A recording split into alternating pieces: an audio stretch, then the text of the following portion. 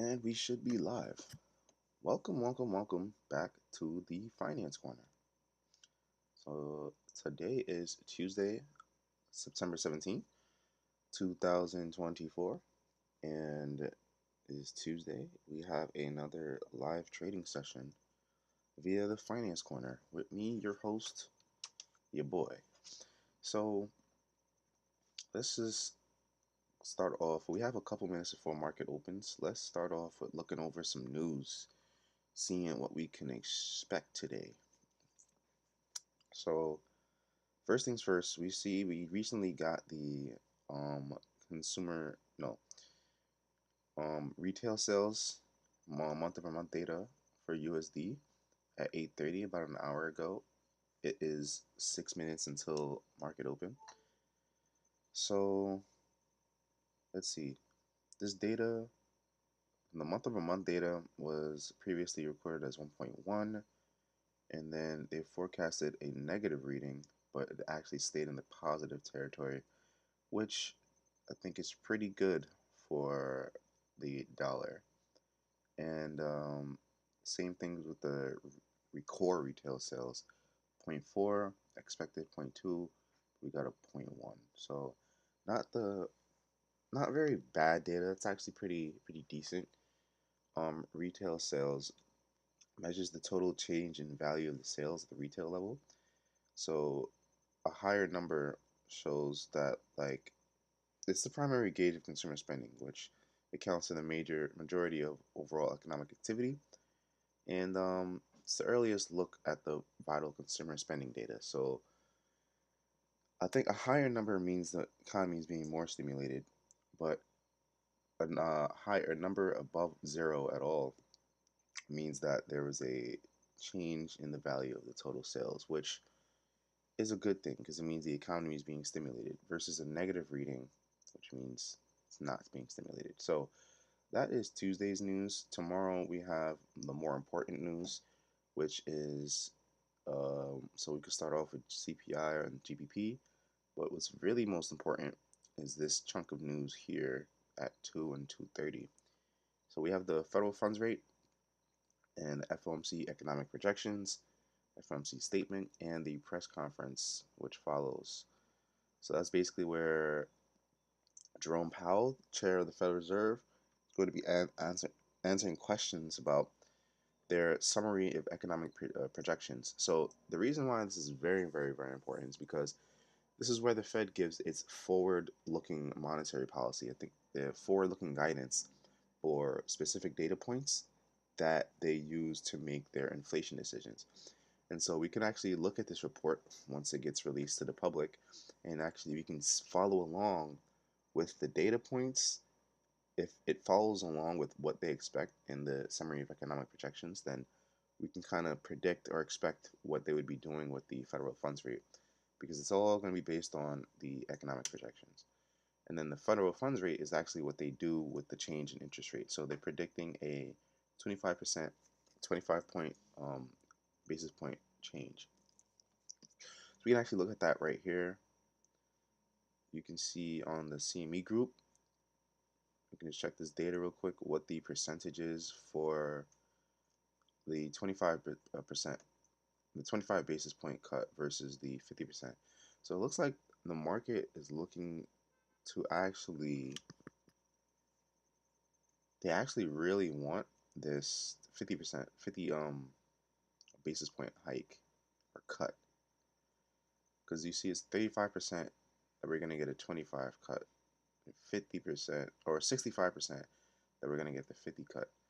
And so now this is actually some interesting data because we already know that they're probably going to do 25 basis points, but if they do 50 basis points, that would be a little bit more implications, have more implications for the market. So like the market would most likely like that. And because lower interest rate environments leads to an expanding market because the borrowing rates for everything is cheaper. So the market will like if we get a higher cut, but we actually have to see what the guy will actually do. And then as far as the data goes for this week, just got some monetary policy on the GBP, bank rate, and bankage policy rate. That's going to be a huge deal for the yens. And then on Friday, more retail sales. That's for the Canadian dollar. And that's pretty much it. So Wednesday tomorrow is actually the huge news that we have to worry about.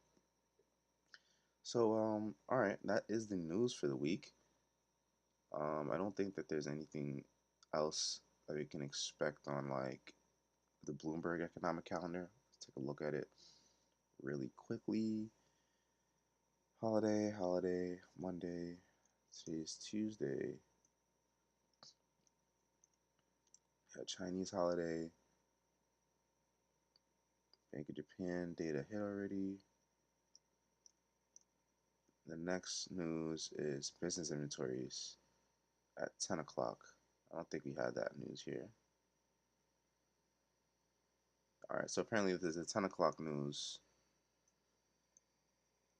on the US dollar for business inventories, and I think that's about it for the major news. And then next week, not next week, tomorrow, we get the CPI data for European currency and the British pound, and more importantly, FOMC in the press conference. So that's all the news we have to worry about for this week. But it's actually huge news because we have to see what the market or what the Fed is actually going to do. So let's get into our technical analysis and see what kind of trades we can find. I actually am in a trade on GJ. I found a trade on Monday night or Sunday night, and it's actually going strong.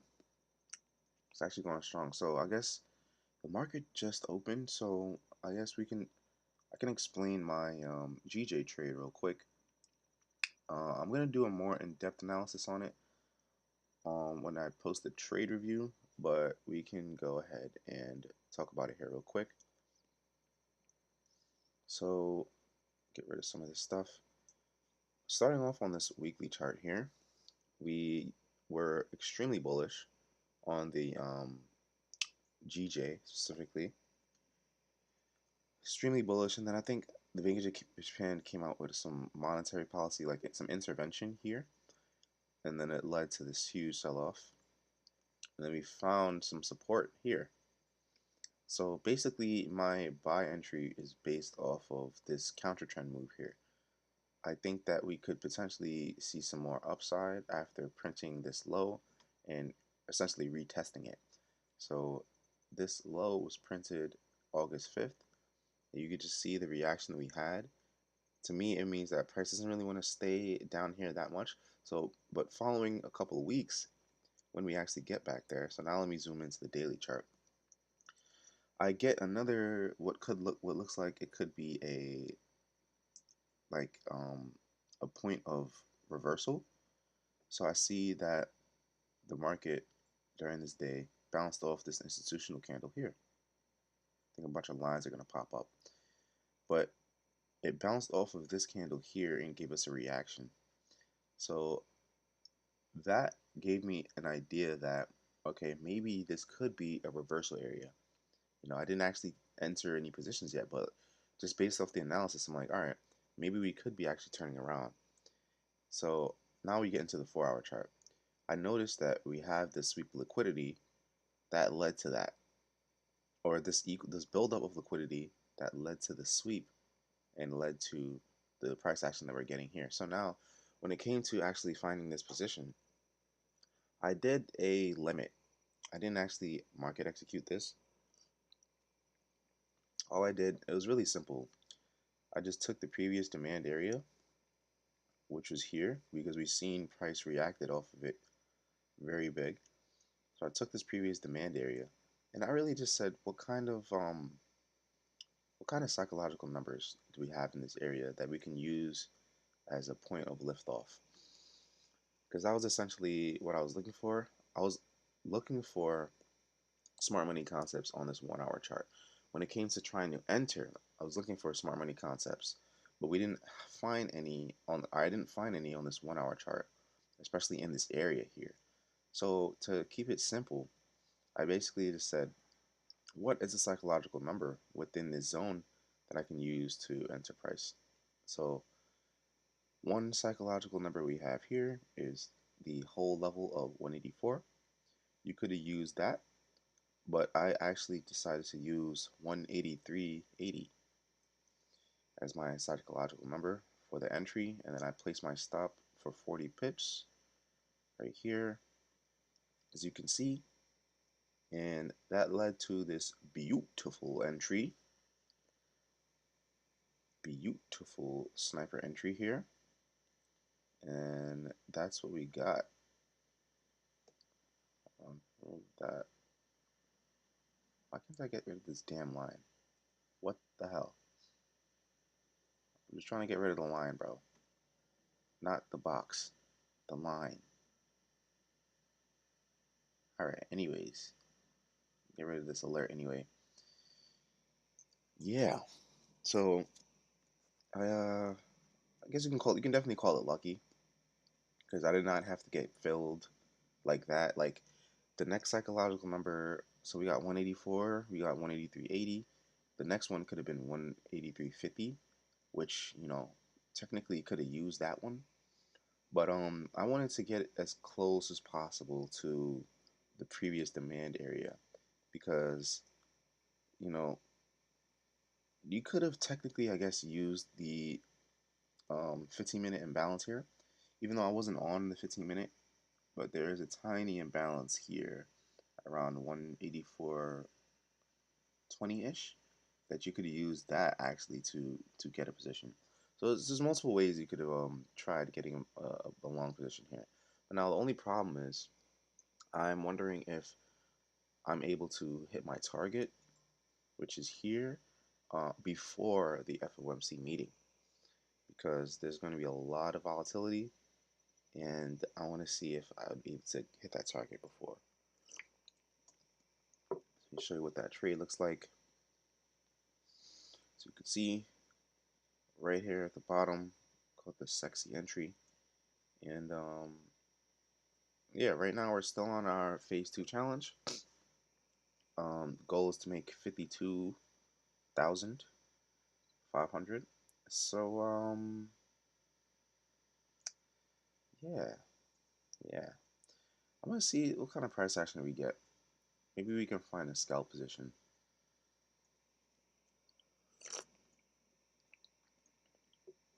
Let me think. Now let's get into the nitty gritty, shall we? Let's get into the nitty and the gritty and the gritty with the nitty. All right, let me first take a look at the VIX. That'll probably give us a better sense of direction for the day. All right, so we have our VIX on our daily chart. So huge spike here, that's a gap, and then we didn't necessarily fill that gap in yet. And then we have another gap, small gap, small gap here. Let me see. The VIX has been staying relatively calm, but it's also been printing higher slightly. It's been printing a little bit higher. These lows are getting higher on the weekly chart here. Let me zoom in. So yeah, I see we have this gap, but it doesn't necessarily look like it's the weekend gap here. Based off this price action right now, it doesn't look like it wants to fill in this gap though. So for me, if we're not going to be touching this this gap anytime soon, could probably expect it to continue higher. So as you see on Monday's price action, we printed a little bit higher, and then now we're coming up, and you see that the support level here shows it doesn't really want to go down into the gap yet. So if the VIX is going up, at least on a short time frame, that it gives us a signal that the market could be going down.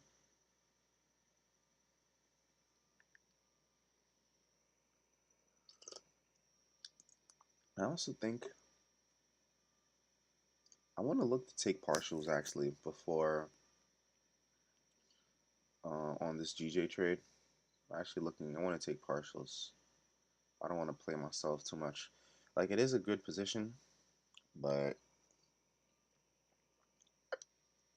it can easily turn into not as profitable, and I'm aware of that. So yeah, the target is right there though. So it's like we do need maybe a push of like another 100. And the way I did my target is that would pretty much pass the phase two challenge. But I'm still, trying to be real with myself. I don't know. I don't know when to expect it to actually hit that target, but we're getting some bullishness now, so I can hold on to it. I can hold on to it, but I want to see if we could find some type of scalp position on the indexes here. Indexes here.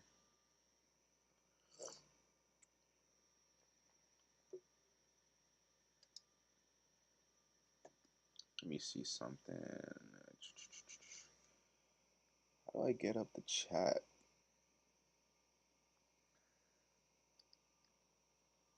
How do I get the chat? The chat. The chat.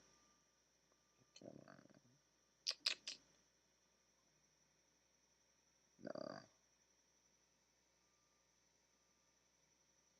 I want to see how I can. I know it's possible. Once I do actually start getting some viewers in here, I want to be able to interact with you guys.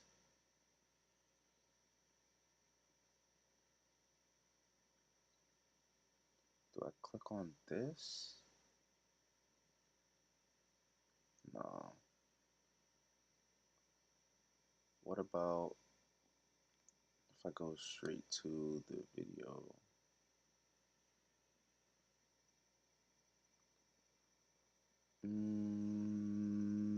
Damn it. All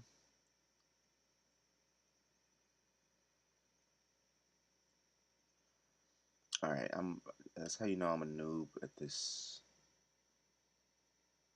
YouTube thing, man. No, not on the studio. Maybe we have to go straight to. There's a way that OBS had it to get up though. I can't figure it out. Whatever. YouTube.com. Maybe we can watch the chat straight directly through.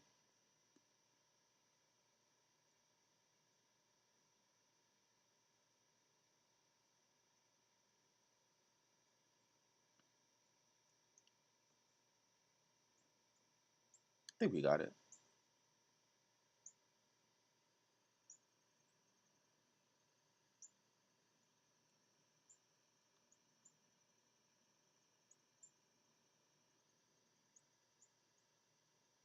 All right. Yeah.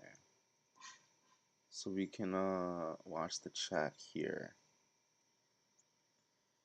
We can watch the chat here. Perfect. All right. Back to the stream. So yeah, this is the price action we have on the Nasdaq. I want to see if there's any position that we can position ourselves for a short-term trade. Just a short-term trade. Nothing too crazy.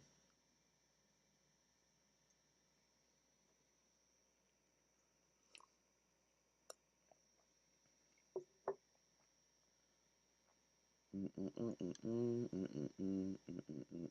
we can take a look at Wall Street as well, Wall Street Journal, see if there's any interesting articles. Because yeah, one thing I do know, Apple released its phone this year or this week, and apparently it's supposed to be this whole new brand new AI thing that maybe it'll lead to some more sales for Apple. Let's actually take a look at gold. Gold looks like it was trading higher yesterday. Okay, I noticed. Oh, yesterday I think we had this gap, not gap, imbalance. So now it looks like gold is reacting off of this imbalance. You see, you got the one low, two lows, three lows, and then it goes higher. I forget what you call that pattern, but yeah. makes a low, and then it goes lower, and then goes even lower, and then we start printing higher. I forget what you call that though. And then based on this 5 minute chart, 5 minute institutional candle, it's reacting off of creating an engulfing candle. I like it. We're gonna do a paper trade on this. I want to see if I enter right here. That's actually a big stop loss all the way down there. So let's see. Let's see. What if I could put it at the wick right here? Let's say we enter this. I want to see if this can hit target to maybe about right here. Theory crafting.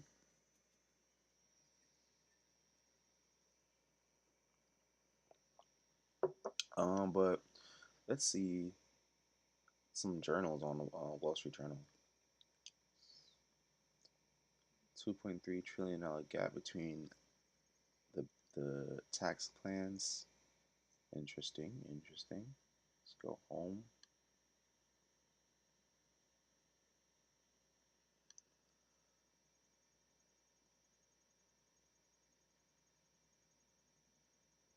Hmm. Oh no, not videos. Just wallstreet.com.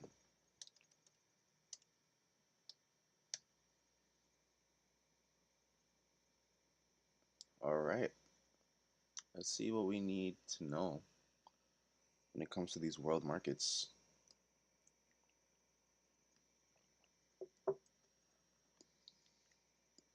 Wow, I don't know why my computer is so slow. Kind of ridiculous. Oh yeah, I forgot about that news. That man, this guy Trump is just going through it during this campaign, right? Like he had a second assassination attempt, but this time while the guy was just playing golf. Like that's kind of scary. That's kind of scary. Wait, is this the video?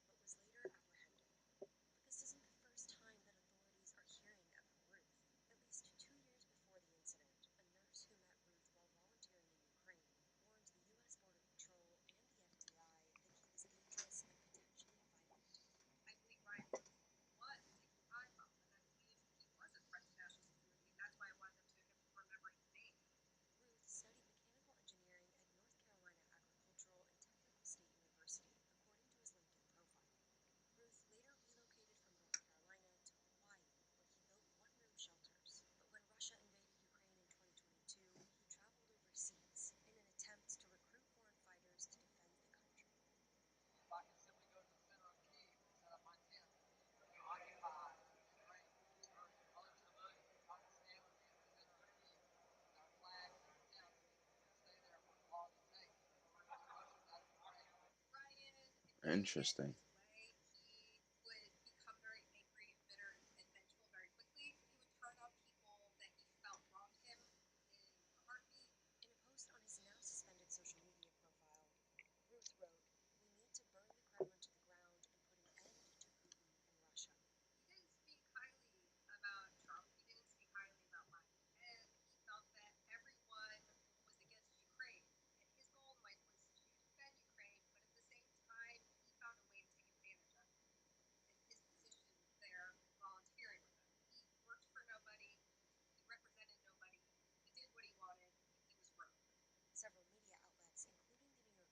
He was broke.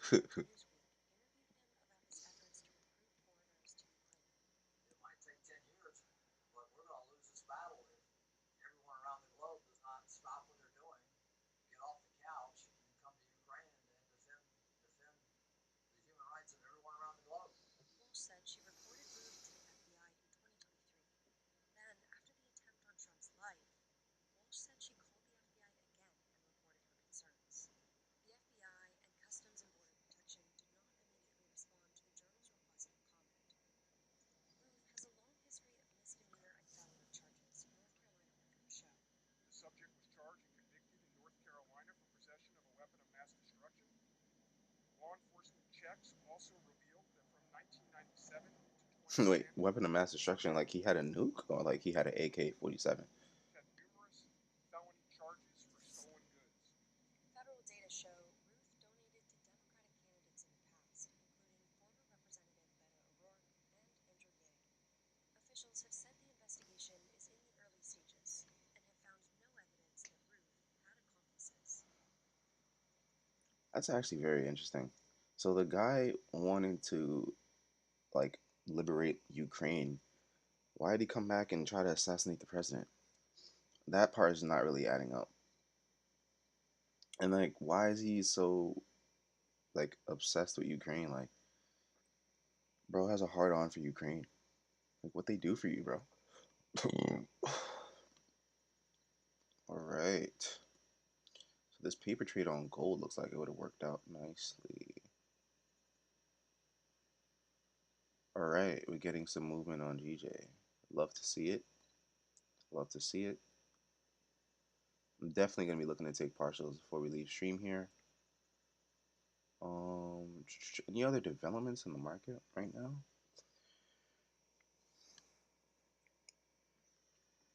Let's go back to this 15-minute.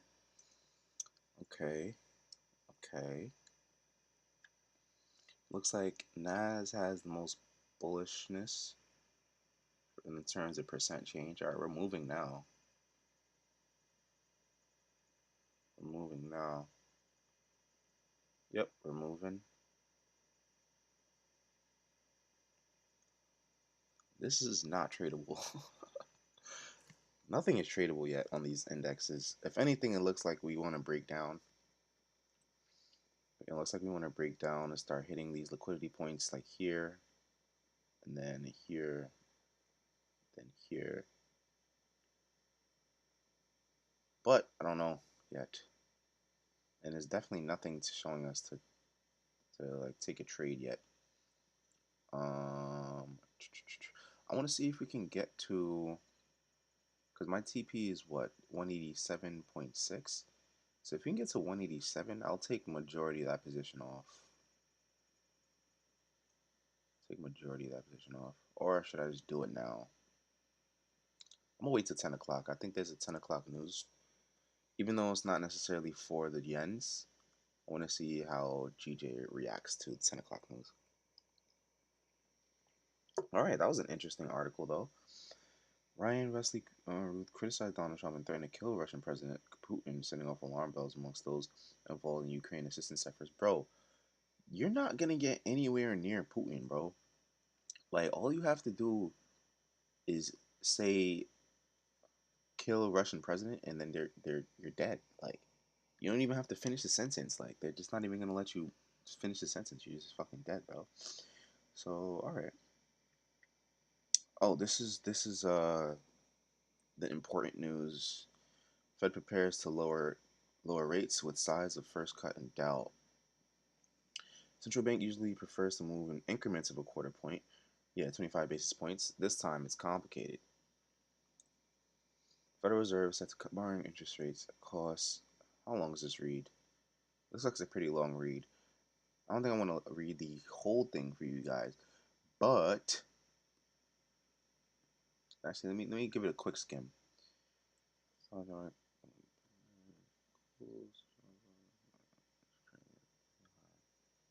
Yeah, decision over whether to cut the Fed benchmark interest rate currently at a two-decade high between 5.25% and 5.5%. Either a larger high percentage or a traditional quarter point will come down to how Jerome Powell leads his colleagues through a finely balanced set of considerations. Over the past 4 months, showing inflation has resumed a steady decline to the 2% goal. The labor market is cooled with the unemployment rate edging up, which is not good, to 4.7 from 3.7. Payroll growth slowed. For them, this meaning is their sense of balance of risks. If you are more worried now about growth and unemployment than inflation, then you might well want to take a little bit of insurance, a larger cut of 50 basis points. Argument for a smaller cut rests on different considerations, including the economy is fundamentally fine or cutting too fast could stroke risk taking that sustains higher inflation. If they're not convinced that inflation is really good, as the recent data suggested, they may still be worried about the battle against inflation or protracted uncomfortable. Interesting. Interesting. So there's a fear that if they do the 50% cut, that inflation will actually start to ramp up again. And I think that actually makes sense because if we cut the rates too fast, anytime they do an interest rate cut, it's associated with like trying to stimulate the economy and get more GDP and stimulate more production of business and stuff like that, right? So if we increase all of that by cutting the interest rates 50% or 50 basis points, I see how that could lead to a higher inflation reading just because things get stimulated so much that now, in order to offset these increased costs, we're just going to raise, like, producers are going to raise prices, inevitably leading to a higher CPI reading, which is not what we want. We want it to get down steadily to 2%. Okay, that makes sense. That makes sense. I mean, so here's the thing though. People are always saying the market is a forward looking mechanism, which it is, and the market is going to be pricing in events as they happen, pricing in future events as they happen. So if we do get, or basically right now, they're saying everything in the market is already priced in these 25% basis point cut. So that means in terms of market movement, if we get a 25%, 25 basis point cut, that might lead to maybe a sell off. So I'm thinking that maybe if we do no cut or a 25% or 25 basis point cut, it's going to lead to a huge sell off because that's already expected. You can see here, like, it's not even above 50% that they expected to cut 25 basis points. Like, that's already expected. The market already knows we're doing at least 25%, 25 25 BPs. I don't know why I keep saying percent. Like a 25% cut would be crazy. But anyways, the market already knows that we're doing that. So what would surprise it is if we get the 50% cut. That would be more of a market surprise, which would lead to probably more bullish price action. But since 25%, 25 basis points is already being priced in, it might lead to a sell off. So that's kind of the scenarios that I'm seeing. And if we get the 25 basis points, it's going to be a sell off, maybe temporary, and then maybe we might recover from that. But if we do no basis point cut, we're definitely selling off like crazy. Like, we're gonna take back all of this shit. Like, we're gonna take back all of that if we do no basis point cut, because then the market has to correct everything. The market has to price in all of that because before, or for the longest time, a couple of weeks, the market is saying like we need 25, we need 25, we need 25. So if we don't, yeah, the market's gonna go to hell. But now let's say in the other scenario we do get a 50 point basis cut. That is where I believe we can definitely get some bullishness and some printing new all-time highs because we're already at all-time highs. We are already at all-time highs. So for the S&P here, we're only down not even 1% from the all-time highs. So tomorrow's going to be a very big day in deciding the direction of the market for the next couple weeks. Because there's one meeting tomorrow, and then the next one, right, the next one is November 7th, right before election times. So it looks like the target rate is 450 to 475. So they're expecting a cut. 450, 475. Okay. They're actually expecting a cut. Because if we get it to, oh, these numbers are changing in real time. That's really cool. It's cool. So remember, before, not too long ago, it was 65% that we were going to get a 50% cut, 50 basis point cut. But now they're like, all right, man, we might just do the 25 basis points, which makes sense. without of like trying to not get the economy like too crazy at one point, because we don't. If we do this, if you do the 50% cut, we're going to probably lead to more inflation. What they're saying, but the market would like it. So it's like, are we going to try to appease the market, or are we going to try to help the economy, stimulate the economy, and make it so we don't have to go through some crazy recession, and they're going to do 25 cuts? We do not know. But if we look at the next meeting, November 7th, all of these numbers are lower than the current rate, and it's lower than the, I don't know, 475 to 500. That's if we do the, no, this is a 50% cut. 475 to 500 would be a 50 cut, 50 basis points. Yeah, because 500 to 525. Yo, this data is changing like fast. This data is changing pretty fast. Let me see. Let me see this trade. All right, we'll get ready to take partials. Yo, look at this sexy entry. Look at that shit. Look at that shit. What? What? I have not gotten a trade entry like that in a very long time. So we love to see it. All right, so we got 10 o'clock news. Are we gonna spike real quick or what? Let me zoom in on this chart. How is the? It's not like a crazy news event, but I want to see if the market will react. Mm, so, all right. One thing we see here is a 15-minute institutional candle that is already being reacted to. So this is going to be important. If the market comes down in here again and rejects the area, I would say that is a bullish signal. I thought we were going to do a little push before we started pulling back.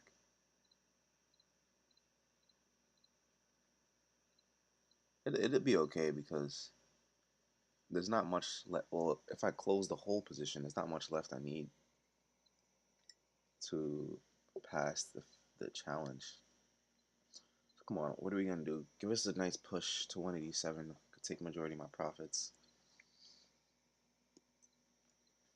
All right, that is S&P. What about US 30? Is weaker, and Nasdaq is a little bit stronger. So we have similar pattern on S&P and the Nasdaq. Only thing I just want to see is how are we going to react to this area, or are we going to leave a wick in this area here? Are we going to leave a wick here, or are we going to close through it? That's something I'm looking for. So if we leave a wick, we got a 1 hour imbalance here. All right.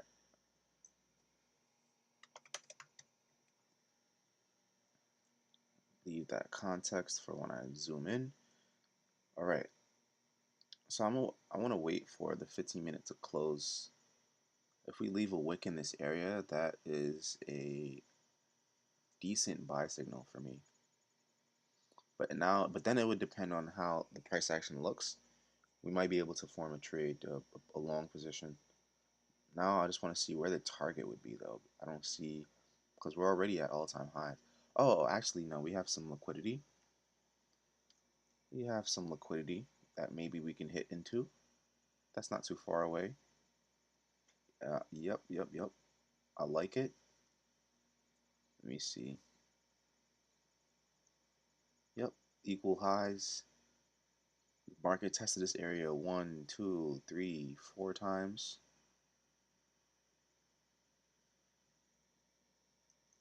That could be somewhere we can trade up into for today. For today. All right. Then how is market open? So market opens here and we're underneath. All right.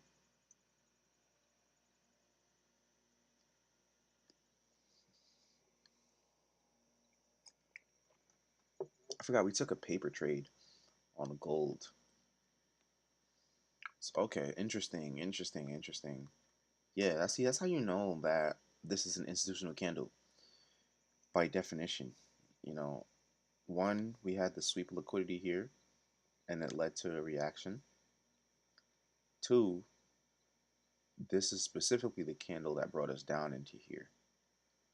So when they come back and trade into that candle, that's kind of just like the test of that candle, meaning that if we are bullish, we shouldn't have to come below here again, and that's if we're bullish.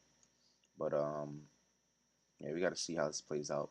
So far, it's looking good, but it also would have been better if we waited and actually caught the entry on this candle here. But just leave that there, and I just want to see how this would play out. Because this is what I like to do is just do a bunch of paper trades because not every single position is worth taking. Not every single trade that you find is worth taking. And you have to get to a point where you disqualify certain trades and only focus in and take the really, really, really good ones. So, yeah.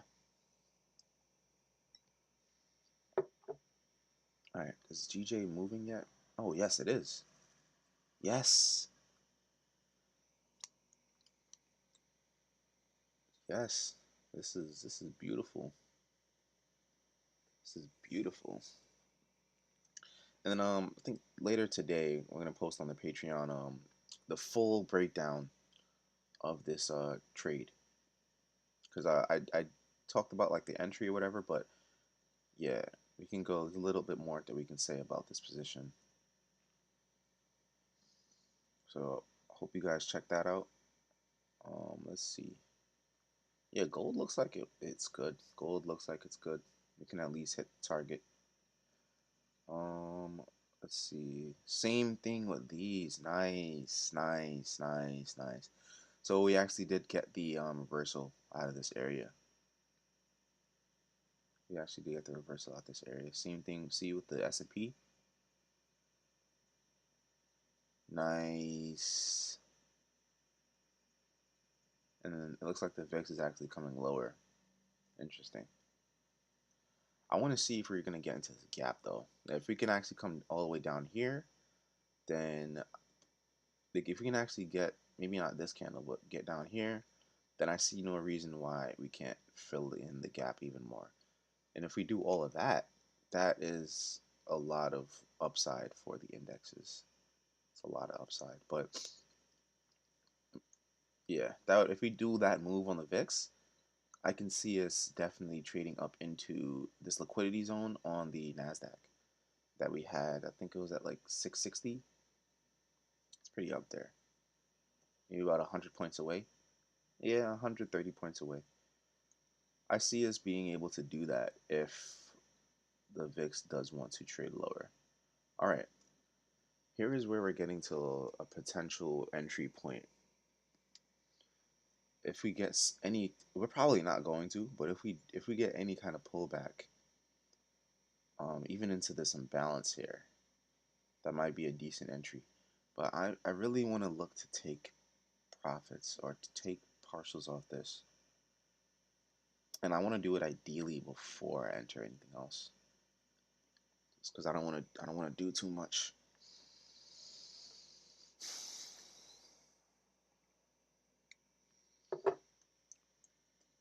So let's see. Gold is looking good. Gold looks good. Let's talk about oil for a moment. I thought oil was going to be more bullish this summer, to be honest. To be completely honest with you. Where are we in like June? Yeah. Oil, this is like the price action for the summer. And I could have swore we were going to be trading higher rather than actually trading lower. So it's very interesting. But another thing that's interesting actually is this development that we have going on here. So we could be potentially shifting into a bullish state on oil, But this is I have to look at a couple more factors to really determine that because just this is just based on technical analysis right now. Like I see we took some lows, we took some short-term liquidity, and we printed a candle we printed a wick that's pretty low, and now we're kind of trading higher slowly, right? So to me, this could be a development on a potential reversal for oil, but I would also want to look at things like open interest and really just like market sentiment before I make a decision on oil. All right, what's going on here? Come on, man. I think I might just take. I wanna. How does the 15-minute close? Is it gonna be a bullish close or what? And then also for this. Okay, see, I actually like when this happens. I like when the indexes all make the same moves. I really like that.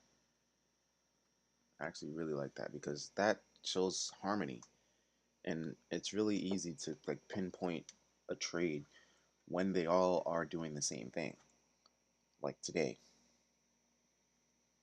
Because now it's really just about, all right, like now we have a clear direction. Shit is going up.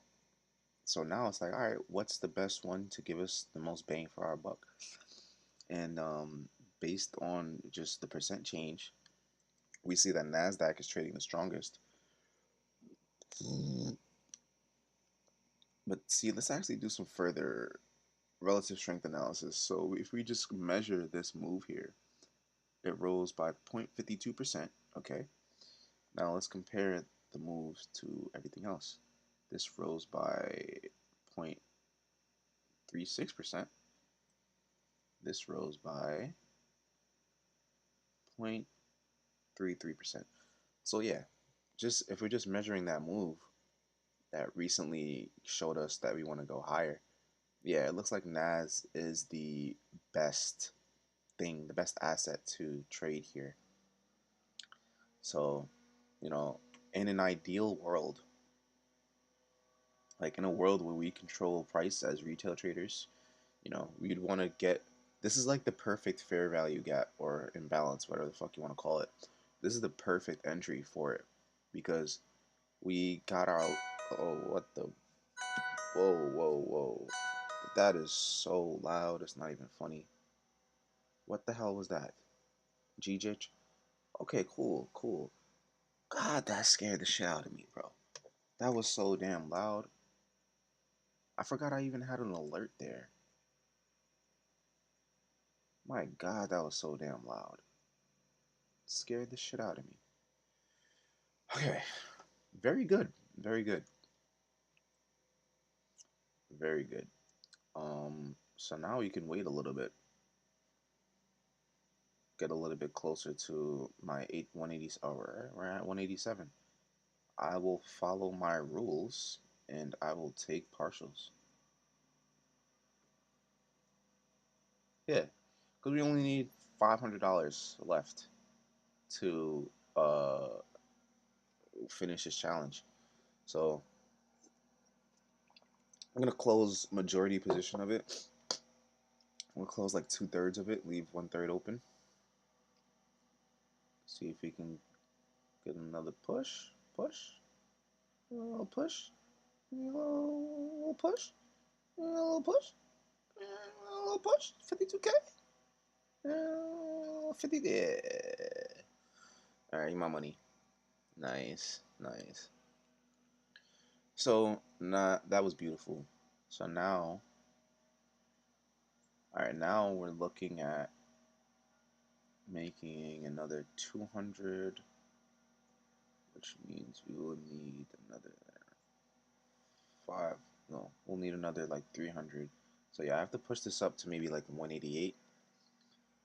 I think that would be enough to cover. No, it's not. Hold on. 1482. So it's like a $300 difference. So I needed to. All right, I needed to get to like 188.20. Yeah, that'll be probably the area that allows me to pass the challenge. So yeah, this is a really big trade though. In terms of like pips caught. Yeah, we caught 300. Yeah, 300 pips because the entry was at 183.80. We got out at 187. 183. Yeah, it's like yeah, 330 pips all in a day's work, right? All right. This is a beautiful trade. How about the indexes? Did it give us an entry?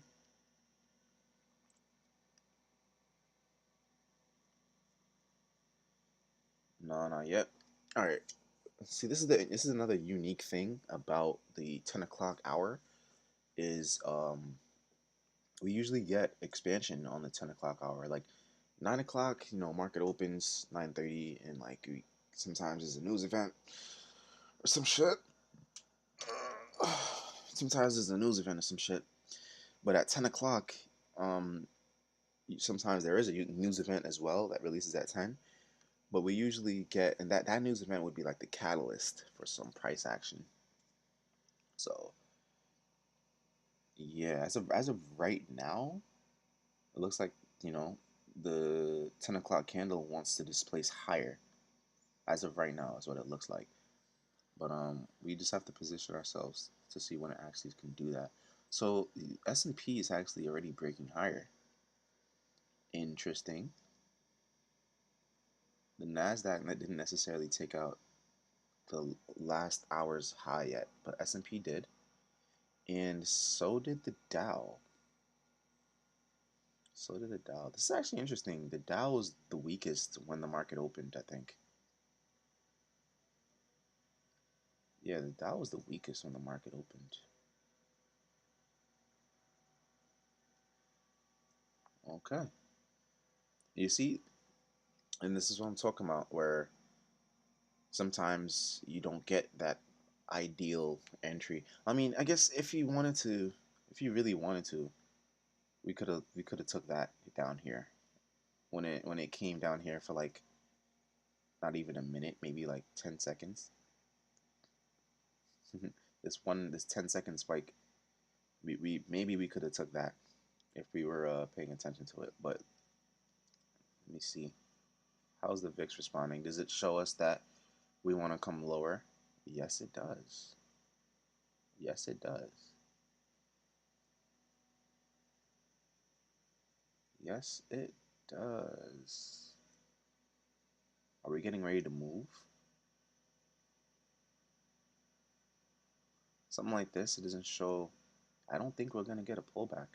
So, I might take a small position because there really isn't, to finish up this challenge, there really isn't much left that I need. Just about like 500. Like if I just close this trade out, I would just need another 500, which is just 1%. It's not much at all.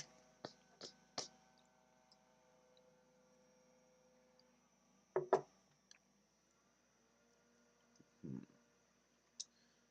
And it looks like gold's definitely doing what we wanted it to do. So this could have been a trade we took as well. This could have been a trade we took as well. But again, ideally, it would have made more sense if we actually waited and entered down here. Would have made much more sense to do that because we would have got more. We would have got more money, and we would have been able to use less risk. Or we could have got a better stop loss. Like if we actually entered down here, then we could have actually put our stop down here, which is where it needed to be. But nevertheless, it's a good trade going for now.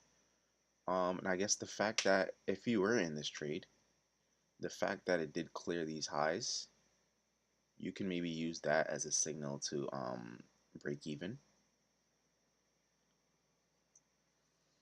You know, um, I don't think we're gonna get a pullback. But the only that's one thing I don't like doing is I don't like actually trading breakouts. I don't like trading breakouts. So I don't think I'm gonna do that. I want to see if there's some type of bigger pullback on like a 15-minute chart.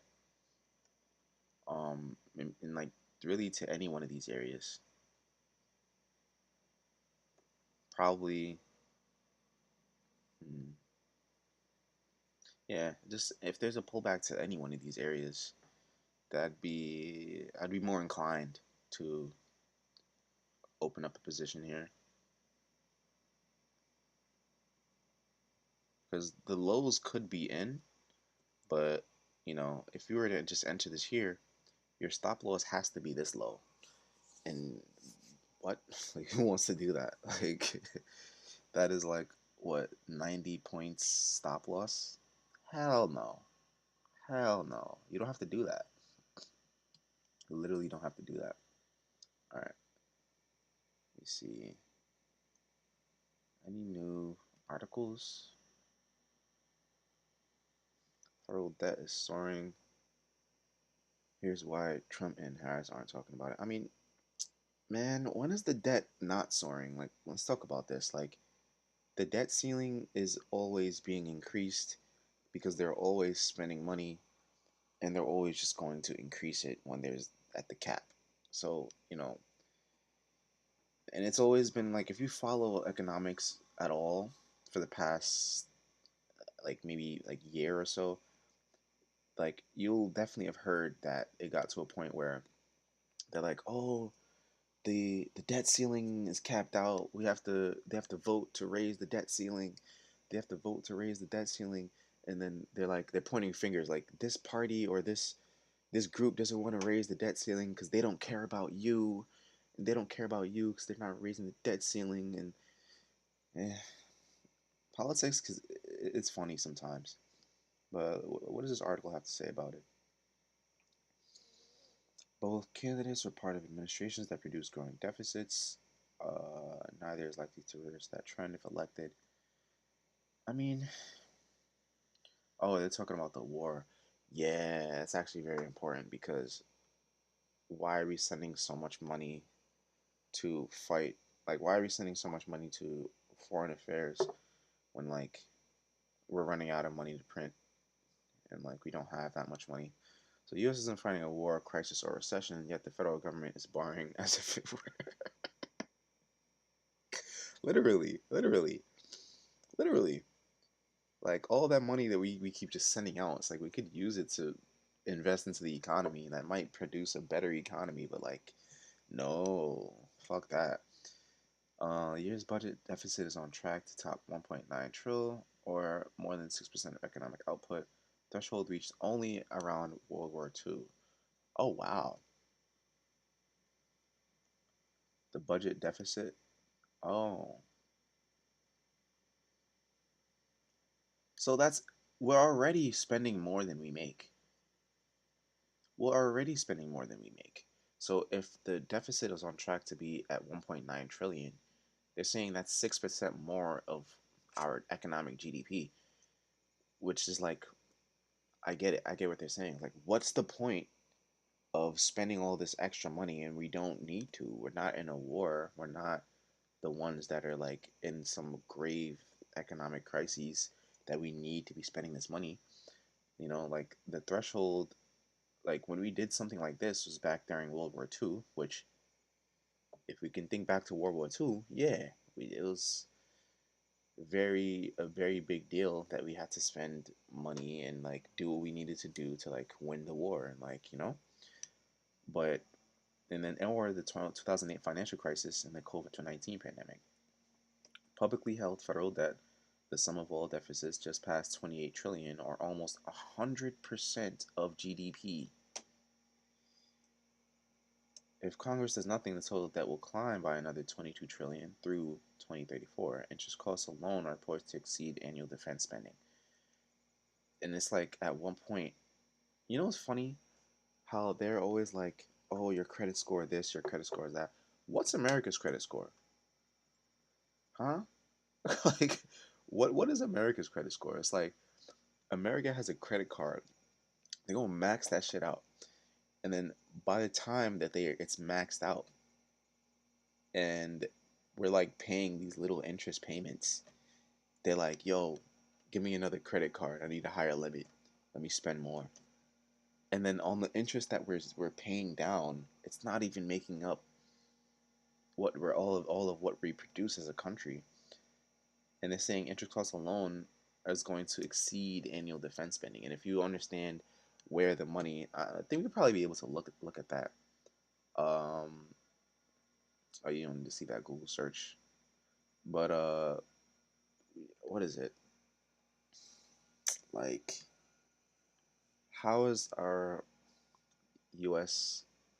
I'm trying to find the right way to answer ask this question. Like, where is the U.S. spending allocated? Where is the U.S. spending allocated? Because you can see we actually spend a lot of money on military defense. Because if you think about it, America has the world's strongest military, like quite literally, right? Um, like we have the strongest military, so we have to spend a lot of money on it. But if we're getting to the point where interest rates or the money that we have to spend to pay back on interest exceeds the amount of money we spend on defense spending, it's like, all right, isn't our military just gonna get weaker? Like, there's so many ways of looking at this that you can just come to the conclusion that like maybe we need to stop spending money. Maybe we need to. Oh, I missed my entry. Oh no. I don't want to chase it, but I'm gonna do it. I don't want to chase it because we're here to be live trading, not giving a speech on economics. So we actually got that pullback to. Oh man, this gonna be a bad entry, yo. 520, 19, 520. Yeah. Let me see. What did everything else do? Oh, that's interesting. Nas got lower. S&P did not, and neither did the Dow. Probably could have waited a little bit to be honest. But if you see, this is exactly what we were looking for, a pullback into any one of these areas, either this one, or this one. And we got that. So if this trade actually works out, we might be able to pass this challenge today, which would be pretty cool. That means I can trade FOMC with the funded account.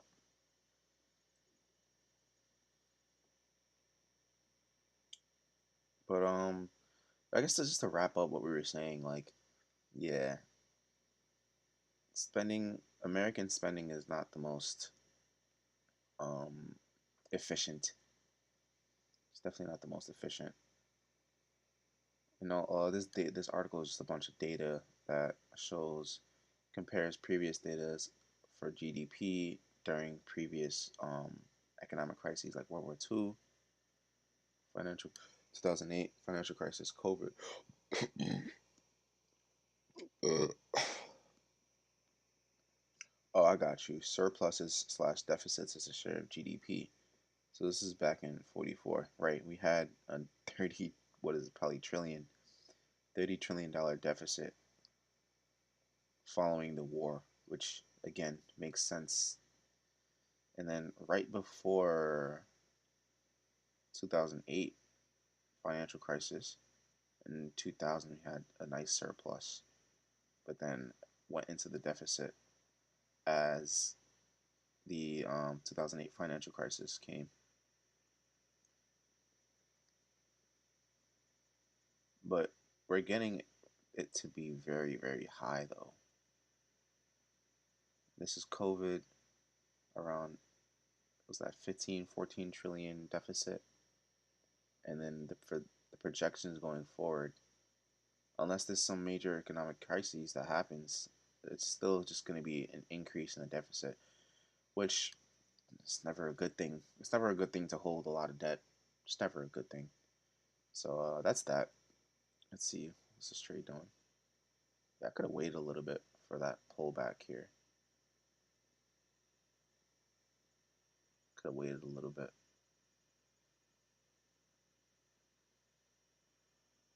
Okay. GJ is still going strong.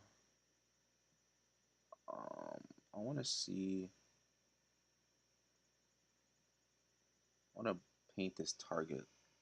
So we really don't have to go for much. I think 19,630, 19,625 looks like a good spot. Let's see, what is 19,625 give us? 450. That'll be enough. So we're only looking for like a 1-to-1 risk reward on this, which I usually look for like at least 1-to-2, 1-to-3. But we're nearing the end of the phase of the we're nearing the end of the challenge. I don't need that much left to actually finally get this to be a funded account. So we don't need to go for much. But like this is what I'm talking about. Look at this 5 minute chart. Look at this. Like if we actually were watching it, look at this beautiful entry that we would have caught right here. Call it 540. Look at this beautiful entry we would have caught. And then if we have, since we have such a nice entry, we can make a more decent risk. Put it at about 30 to 40 points, 35 to 40 points. And that, look how much room you have. And then there's a lot of potential for upside. That's if we caught that. But now I have to actually adjust. What did I put my stop loss to? I put the stop loss about 50 points.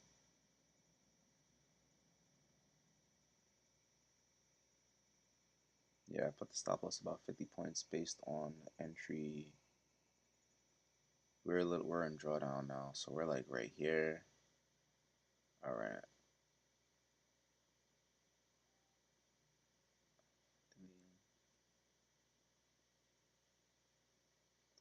We got about 50 points stop loss. So we're looking at right there. It should be underneath that. Yes, directly underneath that low here. Yep, that's about it. So this is what we're looking at.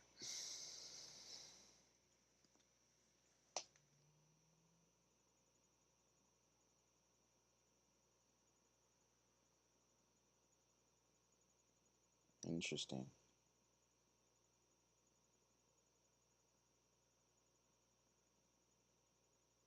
Okay. Yeah, you can take my shift. All right.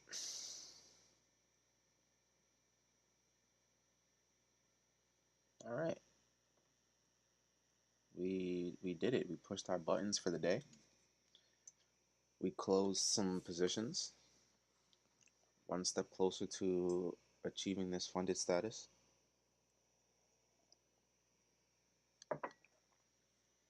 And we're looking good. Let's see, how's this gold trade looking? Okay, so it looks like we would have been taken out if we did move to break even. It looks like we would have been taken out at break even. But that's not so bad. Because break even just means you didn't make money, but you didn't lose money. But if not, if we didn't move it, we could still just be in this trade at like a break even. And it looks like it is reacting off of this tiny imbalance here. This little tiny ass imbalance here. Maybe we could react off that and then push higher, but maybe not. We'll see. This is why this is just a paper trade, and I like to do it more so on gold because gold is a beast. Like I don't know how some people like they only trade gold and like they make it work. That shit is not easy to me. You have to have a lot of patience to find the exact type of setups that you're looking for on gold. You just have to have that patience. But I mean, on a macro perspective, though, gold has been like fucking like setting an example. Gold has been setting an example for like assets that want to outpace inflation. Like, just look at this, man. Gold has been up. Let's see, we're gonna go from the year 26% on the year, and it's like that's again that's a very huge deal for gold. Gold is not known for volatility, or it's not known for moving up very fast in a short amount of time. Gold is known for stability. But when we have this type of movement in such a short time, it just goes to show you kind of the state of the world economy right now. Because this the price of gold right now is 25.78 per ounce, right? This is a universal price, meaning that if I want to buy gold or if a central bank wants to buy gold, we're going to be paying this price, you know. And the central banks is really the real reason why it's been going up so much so fast, is because central banks have been increasing their gold reserve by I think like a certain percentage, I forget, but they have been increasing their gold reserves. Like if you don't know, every single country has gold like just sitting, and it has to do with just keeping the economy kind of like backed by something, even though like every currency is backed by the dollar, but the dollar has to be backed by something, right? And people always say that it's backed by the American military or whatever, but it's like it's a bunch of different factors. Like yes, the military and the fear that people have with like dealing with us, but also the gold reserves. Like which there's some bank I forget, or I think it's the Treasury, the U.S. Treasury. They have like a fuck ton of gold just sitting there. It's literally just sitting there, and they're increasing those reserves. Hence why gold has been going up so much. So that's just a quick fundamental overview of gold. But in terms of the perspective of trading and the technical analysis, it looks like we are due for a correction of some sort. As you can see, we've been expanding for a while, or at least, you know, this is the 4 hour chart. Ever since really the whole year, as you can see, we've been expanding for a while, but now we kind of entered this consolidation phase here. So maybe we can get some pullbacks. Maybe we can get some pullbacks into like imbalance areas or something like that. But I do see it is due for a pullback. But we would need some type of catalyst, which would be like FOMC this week. I think I'm in drawdown. Oh my god, I got taken out. Wow. You see, sometimes we just gotta like not press any buttons. Oh my god. Damn it. Let me see. Let's see what's going on here.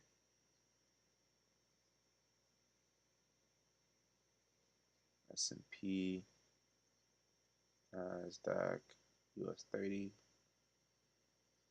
This one's 5 minute. Hmm.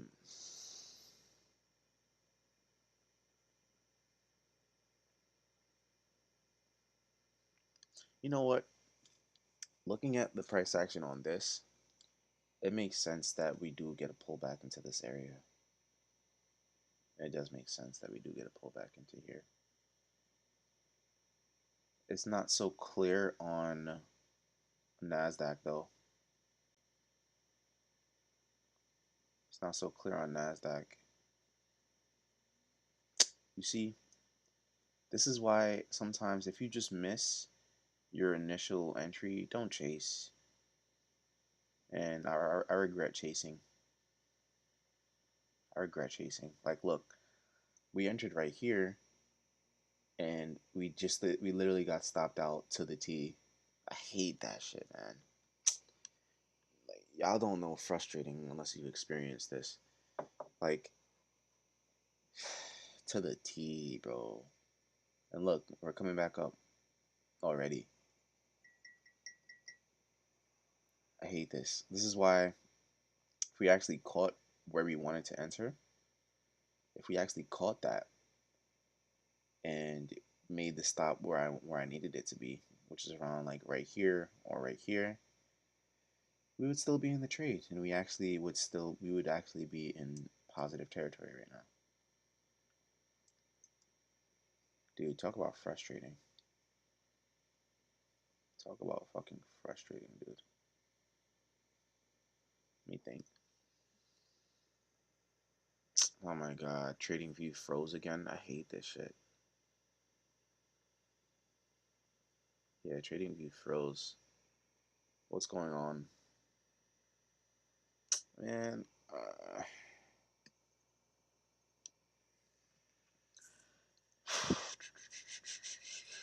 alright. Every time this shit happens, bro. Every time this shit happens, like, I lose confidence.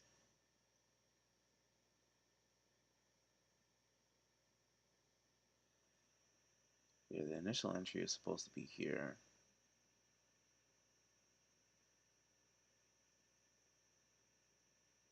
But one thing we are seeing is down candles being respected. So if you understand or if you follow the price action course on the trading on the Patreon, I actually explain what order flow is. And in order flow, if in bullish order flow, down candles should be respected. We're seeing that now. Excuse me, but you see a down candle here forming an imbalance, respected it, pressed higher. So it sucks because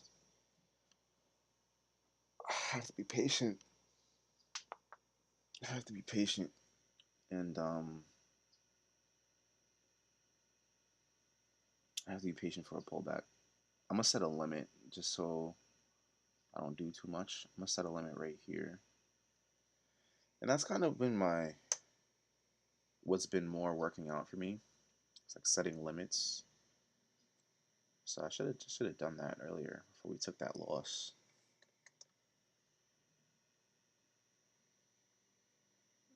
Because again, down candles should be respected in bullish order flow. So we had like 30 points.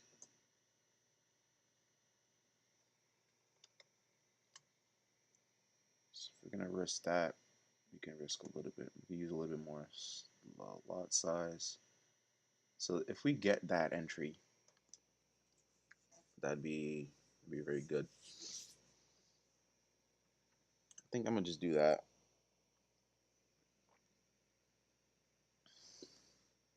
I regret chasing, and it's like every single time I regret chasing. Every time I chase, there's very few times that like you're glad that you actually chased. What was the target? Um,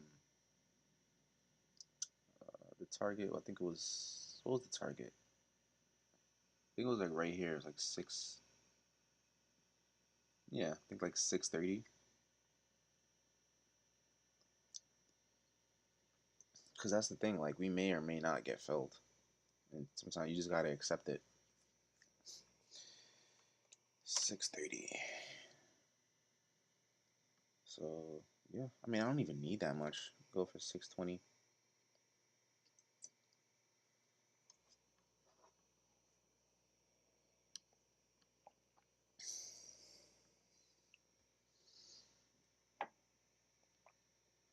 Oh shit.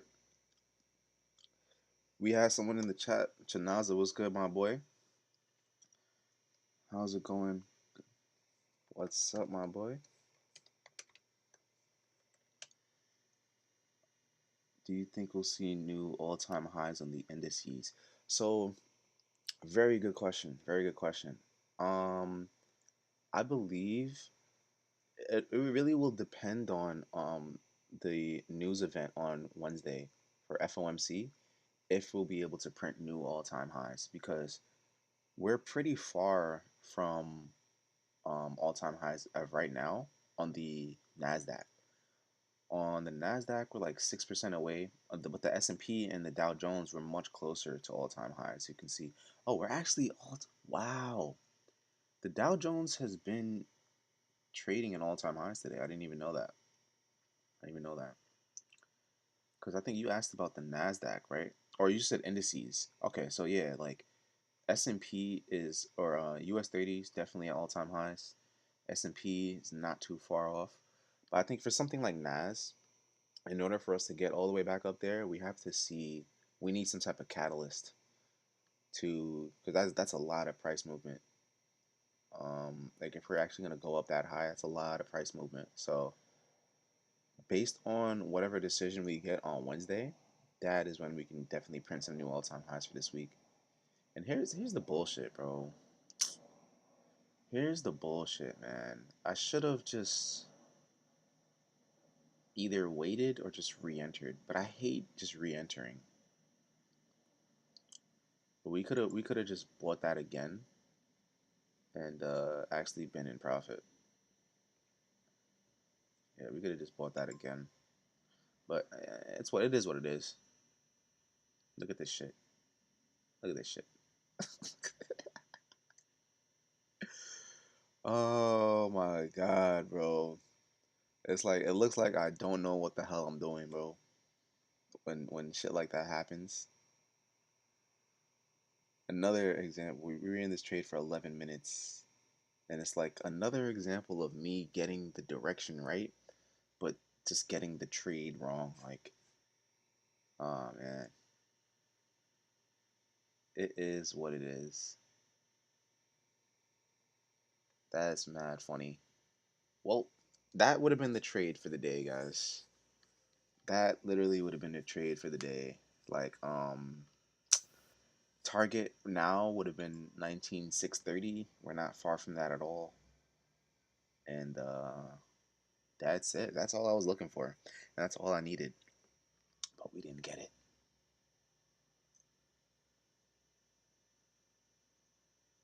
Man, fuck this shit, man. And I'm not gonna chase. I'm definitely not gonna chase this time around. But it's just funny. It's just funny how we thought that that very first pullback was or it's funny how we missed that initial entry.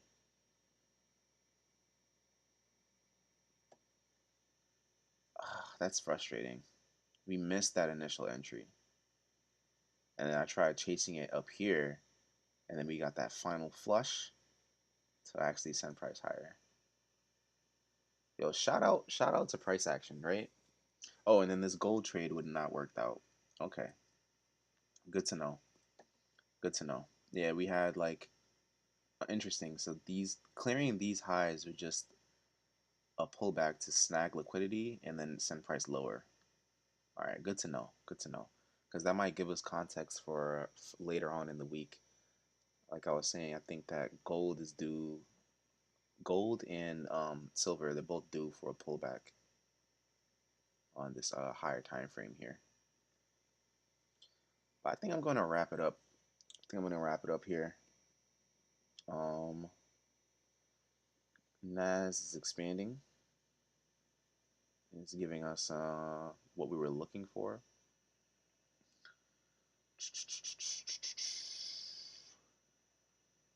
And yeah, I don't see. I'm not gonna try to like force an entry. I don't see how we could re-enter from here. Unless like again, unless we get actually back to this limit, I'll leave this limit open for the day. Um, I guess it depends on the how much time is left in the day as well. Like, I'm gonna go to the gym now, and by the time I come back, like if we didn't get filled, probably just gonna delete the limit. But yeah, I'll leave the limit open, and we're trying to just go for that. So that is pretty much all I'm gonna do for the day. And then we're holding on to GJ. Let's take a look at GJ real quick.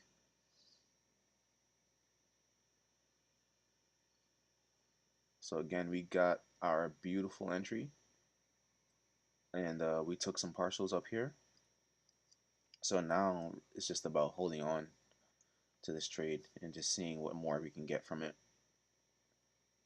Because if we're just looking at this 4 hour chart here, I mean, just based on like the market structure, you know, we since we cleared this high, that is a bullish signal. So there really is no point in trying to. There's no point in closing this trade when there's potential for more upside. It looks like there's potential for more upside based on the market structure. So we're just gonna hold on to that. And I took my parcels, so I made my money on this trade. Now it's just seeing what more we can get on it. And then Nas gonna make me cry though, but it's all right. Thanks for watching, guys, and catch you on the next one. Peace out.